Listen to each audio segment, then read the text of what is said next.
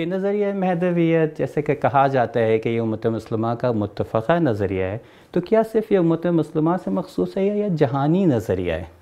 اور اگر یہ ایک جہانی نظریہ ہے تو جہانی ہونے سے کیا مراد ہم لے سکتے ہیں؟ اس کی بھی وضاحت ہمیں چاہیے ہوگی، تو آپ سے گزارش ہے کہ اس پر اپنے ارشادات کو بیان فرمائیں۔ اعوذ باللہ من الشیطان الرجیم، بسم اللہ الرحمن الرحیم۔ تشکر کروں گا آپ کا کہ موقع دیا گیا کہ اس اہم مناسبت پر اور اس اہم موضوع کے اوپر گفتگو کی جائے اس کے اندر۔ جیسا کہ آپ نے اپنے سوال میں بھی بیان کیا ہے کہ نظریہ مہدویت جو ہے وہ امت مسلمہ کا متفقہ ایک نظریہ تو ہے ہی ہے۔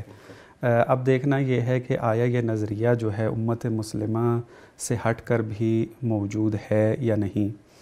تو اگر ہم اس نتیجے پر پہنچتے ہیں کہ نظریہ مہدویت یہ امت مسلمہ سے ہٹ کر دوسرے ادیان کے اندر بھی پایا جاتا ہے، تو اس کا مطلب یہ ہے کہ یہ نظریہ مذہب کی قیدوں سے باہر ہے۔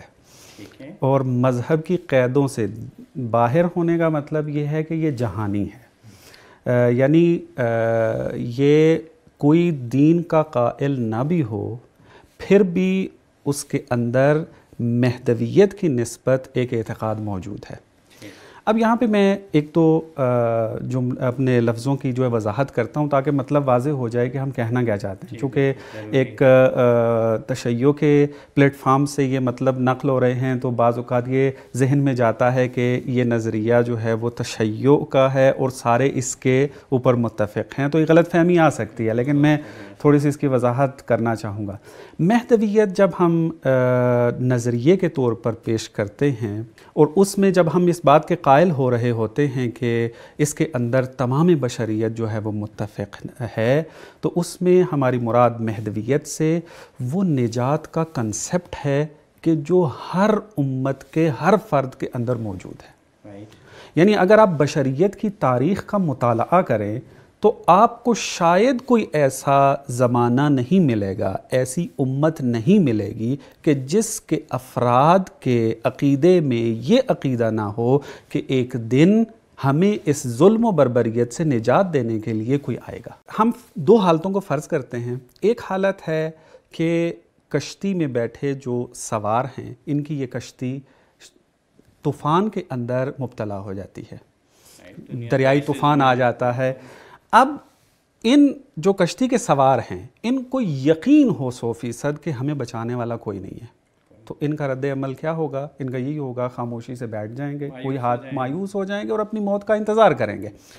لیکن دوسرا ہم فرض کرتے ہیں کہ بھنور میں پھنس گئی ہے کشتی جو ہے، اب اس کو پتہ ہے، امید ہے، یقین نہیں ہے، امید ہے کہ اس کے سمندر کے ارد گرد کہیں نہ کہیں ایک نجات دینے والا ساحل موجود ہے۔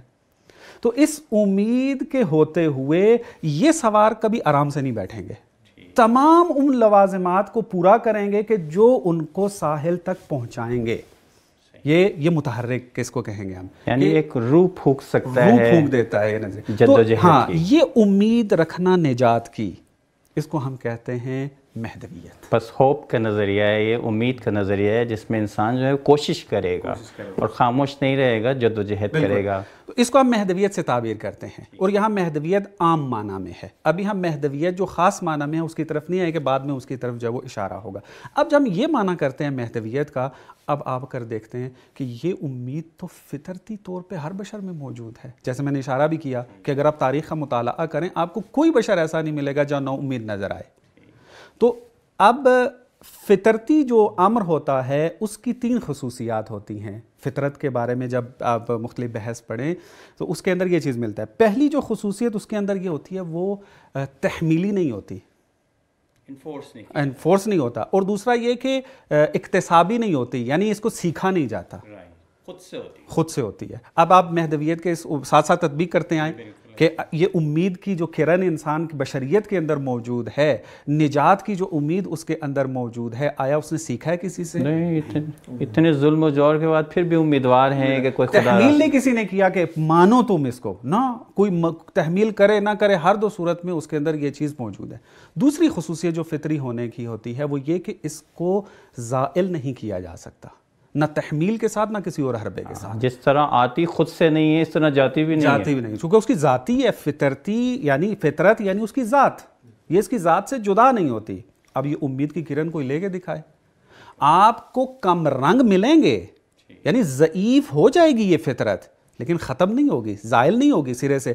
جیسے ہی وہ رکاوٹیں ہٹیں گی یہ امید پھر اٹھے گی، اور وہ بغیر کسی درس و تدریس کے، بغیر کسی کے کہنے سے وہ اندر سے بولے گا کہ ہے کوئی ہمیں بچانے والا. اور اس میں خیال میں اس کی تصدیق کے لیے ہم یہ بھی کہہ سکتے ہیں کہ دنیا میں جتنے بھی انقلاب آئے ہیں وہ اسی امید سے آئے ہیں کہ انہیں تبدیلی کی کوئی امید تھی جس کی وجہ سے انہوں نے جد و جہد کی اور اتنی قربانیاں دی. اس کا مطلب ہے کہ یہ ایک ایسا نظریہ ہے کہ جو کسی مذہب سے مخصوص نہیں ہے. تیسری خصوصیت یہی بنتی ہے کہ فطرتی جو بھی چیز ہوتی ہے وہ عمومی ہوتی ہے، یعنی کافر، مسلمان، مومن، فاسق، جاہل، عالم، کوئی بھی انسان ہو یہ چیز اس میں پائی جائے گی. کیوں؟ کیونکہ فطرت انسان کی ذات میں شامل ہوتی ہے. اب وہ تفکیک نہیں ہے کہ یہ فطرت جو ہے وہ مومن میں تو ہوگی لیکن فاسق میں نہیں ہوگی، ٹھیک ہے، مسلمان میں تو ہوگی لیکن کافر میں نہیں ہوگی، عمومی پایا جاتا ہے. بس جب مہدویت جو کہ ہم نے معنی کیا ہے عام معنی کے اندر، یہ ان تین خصوصیات کا حامل ہے. جب ان تین خصوصیات کا حامل ہے تو اس کا مطلب یہ ہے کہ یہ علامات ہیں کہ یہ فطرتی عقیدہ ہے. مہدویت ایک فطرت کا تقاضا ہے. ایک بہت پیارا ایک نقطہ یہاں پر یہ موجود ہے، خداوند متعال نے انسان کے اندر جس قسم کی طلب رکھی ہے اس کا مصداق بھی خارج میں دیا ہے. اگر پیاس کے دوران پانی کی طلب ہوتی ہے تو خارج میں پانی ہے.